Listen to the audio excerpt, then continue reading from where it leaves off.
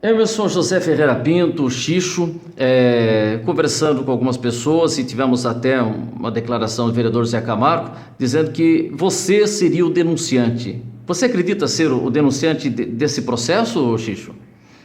Olha, eu acredito que sim, viu, Wander, porque eu fiz realmente uma denúncia relacionada a essa questão da capinação e as denúncias eu encaminho diretamente para o Ministério Público em São Paulo e a textualização da denúncia, aquela que está publicada no Diário Oficial, é praticamente a mesma textualização que está na denúncia que eu apresentei ao Ministério Público. Então, eu deduzo que talvez eu seja o autor dessa denúncia, já que o vereador Zé Camargo disse que talvez seja eu também acredito que realmente possa ser eu o autor dessa denúncia.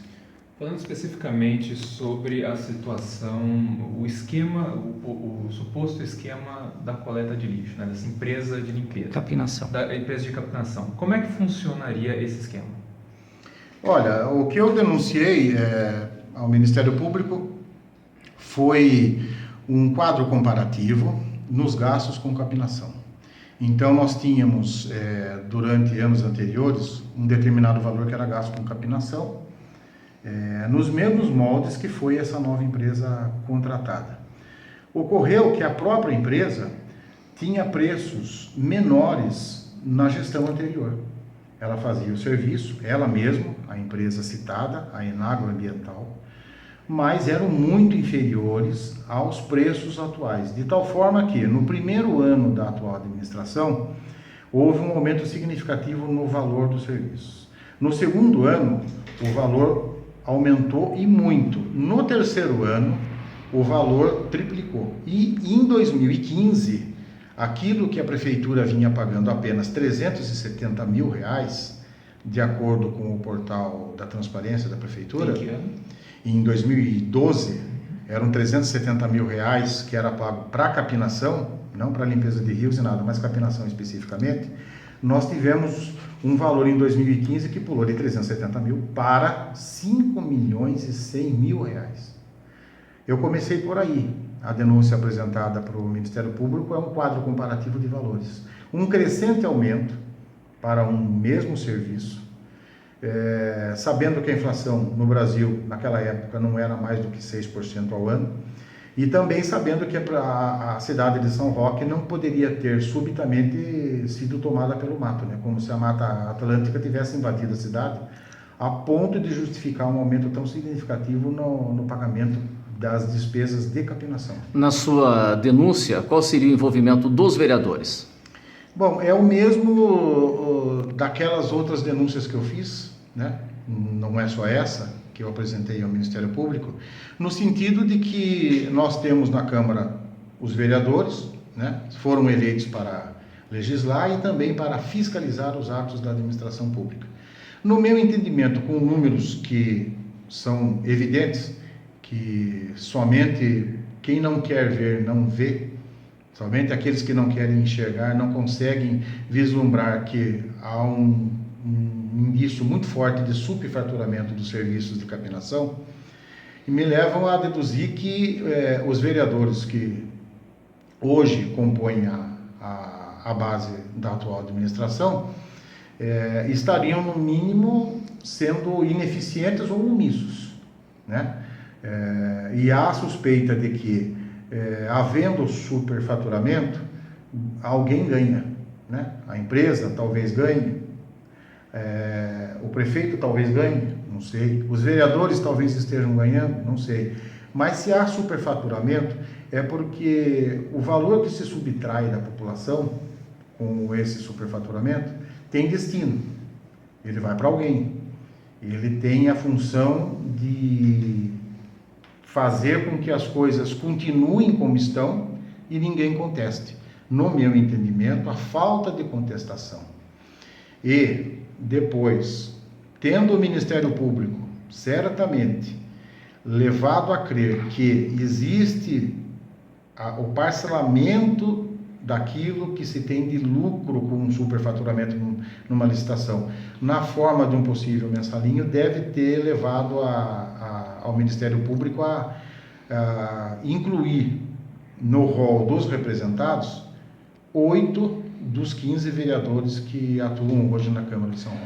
E o empresário Roque Silva, Roquefan, que aparece nas suas denúncias, ele também aparece? Sim, a questão da figura do empresário Roque Silva, né, conhecido em São Roque como Roquefan, ela se faz presente na composição toda do quadro suspeito deste caso da capinação e de outros, já de uma gestão anterior, né? Já de uma eleição anterior, né? Ele foi candidato junto com o atual prefeito na eleição anterior, né? Foi candidato a vice. É um dos doadores de campanha do atual prefeito, de acordo com os registros levantados no Tribunal Superior Eleitoral. Trabalhou ativamente na campanha do atual prefeito e é tido como um aliado, né? Uma pessoa que compõe a base política do atual prefeito. E as informações que me chegaram foi que dentro desse grupo de pessoas que teriam promovido essa suposta ação de enriquecimento ilícito através do superfaturamento da licitação, que algumas pessoas ligadas ao prefeito seriam também beneficiadas. Então o nome dele surgiu nesse sentido.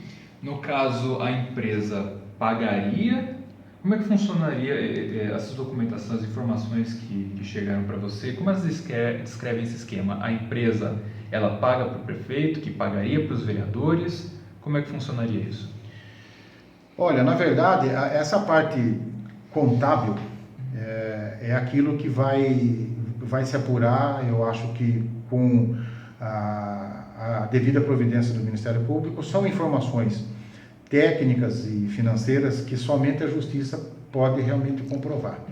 Bom, o que nós estamos vendo hoje no Brasil é que se profissionalizou a questão da propina, a questão do superfaturamento, de como você faz para que esse dinheiro chegue na mão de alguém. Há sempre lá um Alberto Youssef, um doleiro, um intermediário, um Fernando Baiano, como está acontecendo na Lava Jato. Há sempre alguém que faz essas operações.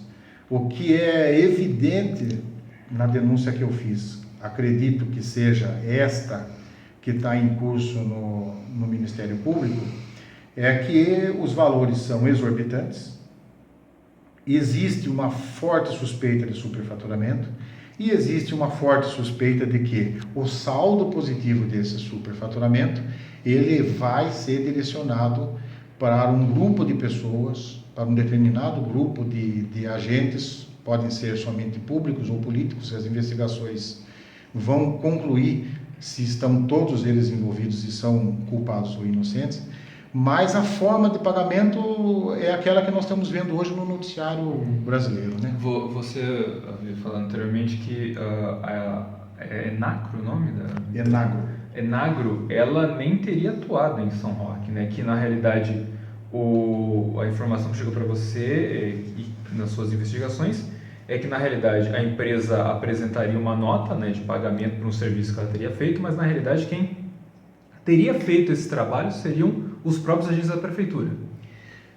Aí eu já posso me afirmar que essas já não são nem informações que me chegaram, e sim foram notícias que foram me passadas, e eu tomei o cuidado de procurar levantar o máximo possível para ver se essas informações eram verdadeiras.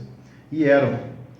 Eu fiz juntar para conhecimento do Ministério Público dezenas de gravações aonde os funcionários públicos da prefeitura é que executam o serviço de capenação nas vias públicas e nas praças e nos rios, aonde constam como sendo feitos pela empresa. Então, eu tenho juntado na minha denúncia uma planilha fornecida pela própria prefeitura, aonde ela informa que a empresa fez a capenação em determinados locais, em vários locais, centenas deles, mas eu tive o cuidado de ir em cada um e filmar os funcionários da prefeitura executando o serviço. Uma última colocação. Você, como o suposto denunciante, a partir de suas denúncias, é que estaria começando esse processo. A gente já percebeu a tentativa de desqualificar você, dizendo algumas coisas, até da sua vida. Como é que você encara isso? A desqualificação da sua pessoa. Olha, Vanderlei, isso não me preocupa. Eu vou ser sincero, não importa, eu costumo dizer isso, digo agora e já disse isso em outras oportunidades. Eu acho que é importante a gente depois voltar um pouco no passado, se for possível nessa entrevista, para explicar quem realmente eu sou e o que eu já fiz pela cidade de São Roque, por Mairinque, por Alumínio, por Araçariguama.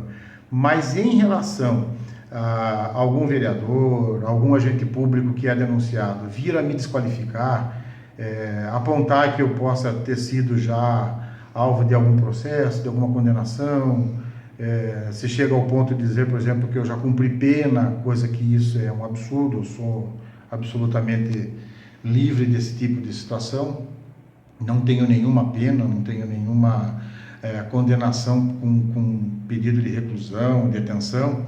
O que eu digo com tranquilidade é o seguinte: as pessoas não devem se preocupar comigo, não devem se preocupar com o Emerson Xixo que está fazendo a denúncia. Elas devem ficar atentas àquilo que está sendo denunciado. Se realmente sou eu o autor da denúncia, que está tramitando hoje no Ministério Público, não se preocupem com quem denunciou, mas se preocupe sim com aquilo que é denunciado. É muito mais importante atentar para a denúncia do que quem faz a denúncia. Não importa quem denunciou, importa que se a denúncia é verdadeira ou não. É isso que a justiça tem que comprovar e é isso que a população tem que ficar atenta. Inclusive, só para fechar então aqui, você está com uma camisa, a ONG... Oeste Solidária. Oeste Solidária. Você fez muitas denúncias com essa ONG, ela não está em atividade mais? Não. A ONG ela deixou de operar no final de 2012. Na prática, ela deixou de existir porque é uma entidade que eu fui fundador e idealizador. E nós tínhamos a ONG, tínhamos também o Jornal Ação Regional. E a ONG Oeste Solidária ela foi se esvaziando porque resultado do trabalho que ela fez contra a corrupção. E para que as pessoas tenham conhecimento, eu, através da ONG, sou autor de mais de uma centena de denúncias contra agentes públicos e políticos de todos os partidos. E isso não é um partido ou outro, são de todos os partidos. De tal forma que, com o nosso trabalho, nós alcançamos a condenação de vários políticos e agentes públicos, a prisão de alguns deles, né? Alguns processos que nós fomos autores da ONG, ou eu mesmo, sendo autor em particular, resultou na detenção de pessoas, na condenação. Várias delas estão inelegíveis aqui na nossa região. Muitos agentes públicos, políticos estão inelegíveis devido a essa denúncia. E é por isso que esse caso acabou chegando ao Ministério Público, que eu encaminhei ao Ministério Público, porque, na verdade, as pessoas continuam me procurando e apresentando provas e fazendo algumas denúncias na esperança de que esses fatos vão ser apurados, entendeu? Embora a ONG não exista mais, eu permaneço como o único sobrevivente dessa entidade. É por isso que eu recebi essas denúncias e encaminhei. Só para finalizar um ponto com relação aos próprios vereadores. Uma das coisas é que eles receberiam esse mensalinho, né, para deixar passar para barrar determinadas investigações contra o governo e para facilitar que certos projetos passassem. Esse mensalinho, no caso da capinação, ele seria de quanto? Olha, as informações que chegam é que os vereadores receberiam um valor, né, no caso, especificamente no caso da capinação, e o que foi cogitado é que o valor seria em torno de R$5.000, né, mensais, entregues aos vereadores de alguma forma, né? Isso vai ter que ser depois apurado e ver se isso realmente corresponde à realidade. E, na verdade, é apenas um dos casos onde você comporia na Câmara uma situação como você relatou. Tudo aquilo que é desfavorável a administração que possa gerar uma suspeita, acaba não prosperando na Câmara, porque com 8 vereadores já se alcança praticamente a maioria, né? E assim foram com várias denúncias que foram impetradas na Câmara, de fato suspeitos contra o prefeito. Basta relembrar alguns deles, né? Vale lembrar que no caso da capinação isso seria desde 2013. O esquema seria desde 2013, começou em 2013, conforme eu fiz o quadro comparativo, onde já houve um salto no contrato da capinação, da mesma empresa que antes cobrava 370, você dobrou o valor, depois triplicou, depois quadruplicou, a ponto de no último contrato o valor ter pulado de 370 mil para 5 milhões e 100 mil reais. Valor que, como você havia apontado, ele seria fruto de um trabalho não executado pela empresa a um valor muito mais elevado e, como você havia falado, o valor excedente seria dividido entre as partes, daí, no caso, o enriquecimento ilícito. Eu acredito que isso, é exatamente isso. É a prática que nós estamos vendo, por exemplo, na esfera federal, é aquilo que a gente está vendo com uma certa tristeza, que parece ser uma prática comum, né, no Brasil, e os valores é o que mais chamam a atenção. Os valores é os que são realmente que nos assustam. De 370 mil para 5 milhões e 100 é realmente injustificável. Somente os vereadores que não querem ver, o Tribunal de Contas que não quer enxergar, o pior cego é aquele que realmente não quer ver, né? Para fechar, que minha bateria está no fim aqui. Suas denúncias são políticas para beneficiar algum grupo? Não são, porque, embora eu também me proponho a não revelar detalhes das denúncias que eu fiz, mas eu posso provar e mostrei alguns documentos a algumas pessoas que provam que todos os partidos, a princípio, todos os partidos e todas as correntes têm algum tipo de envolvimento em alguma situação.